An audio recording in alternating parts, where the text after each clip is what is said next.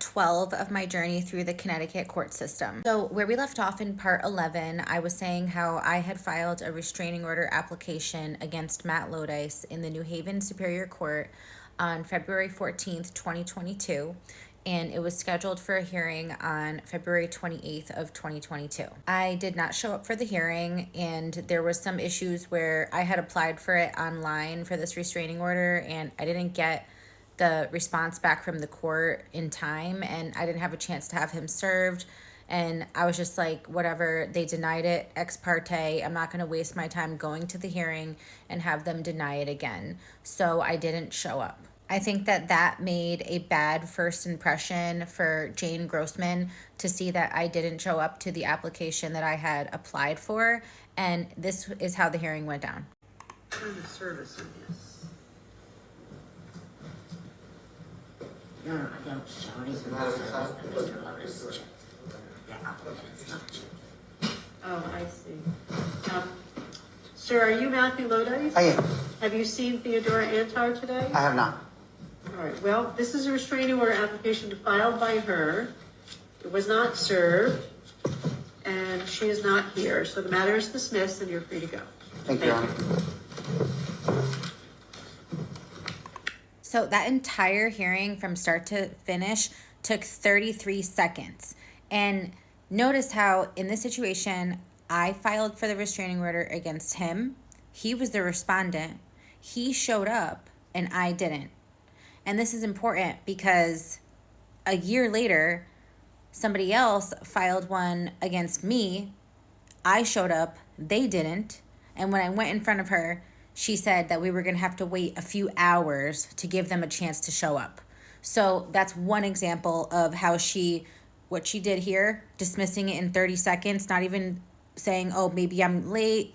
She didn't care. She dismissed it in 33 seconds flat. But literally a year later, when I was the one being filed against, it started at 9. She made me wait till 11 to see if the person would show up. And then after they didn't show up after 2 hours, then she dismissed it.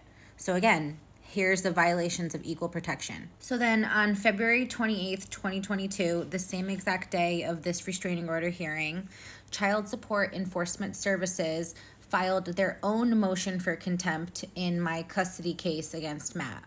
So you can see here that they said that the order was made an order on November 7th, 2019 for him to give me $120 a week.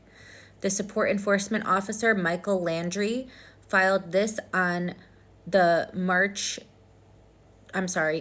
February 28th, 2022, where he is asking that the court find him in contempt.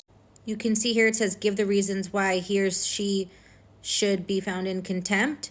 Because he's not paying child support, they said. And they said that they want to suspend his license because he hadn't paid any child support in 3 months.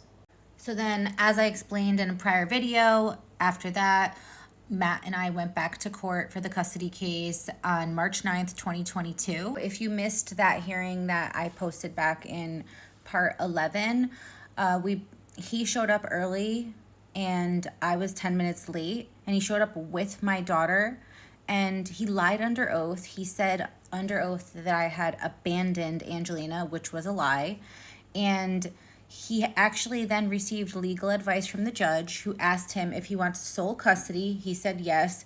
She said, okay, if you want sole custody, go apply for this, go apply for that, and go do this and that.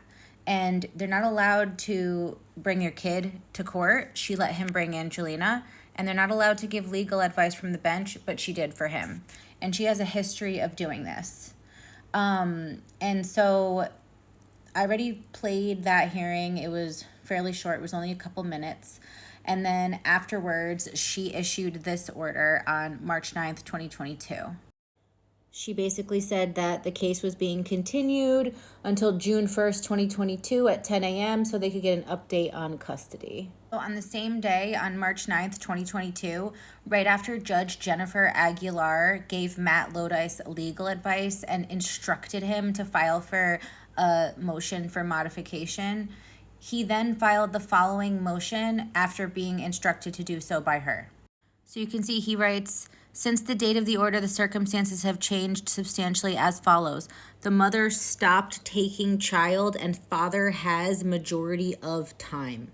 He's asking that they modify custody so that father to become custodial parent, full custody.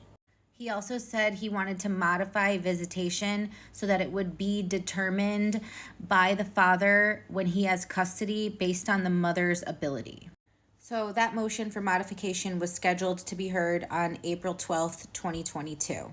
Keep in mind the things that he was saying were straight up lies. Like, I never abandoned her. I had her every single day. And the only times that I didn't have her was when he would literally refuse to give her back to me when it was time for give her back. I would call the police. I would go to the police. I would make a report and they would tell me, sorry, it's just a civil matter. You have to go back to family court, which I would do. And I'd file a motion and then they'd schedule it for months and months and months later. And it just would continue to escalate. So that same day on March 9th, 2022, he also filed a motion for contempt against me. You can see he wrote, mother has not followed agreement in any way. Dad has taken full responsibility of raising said child. Motions for custody have been filed. Like, he didn't even write a full sentence. Mother has not followed agreement in any way. Dad has taken full responsibility of raising said child. Motions for custody have been filed. Like, it literally says, list specific language of the court order that you claim is not being followed. Explain exactly how the court order is not being followed. Be specific. Include the dates, etc. He literally wrote one sentence and it's a lie. And they scheduled that to also be heard on April 12th, 2022. So he filed both of those motions against me on March 9th, 2022. And then on March 17th, 2022, I filed an emergency ex parte custody order, which Jane Cupson Grossman denied ex parte and scheduled to be heard on April 12th, 2022. But the law in Connecticut states that an emergency ex parte, if it's denied, or if it's granted, regardless, it must be heard, there must be a hearing no later than 14 days of the date of the application.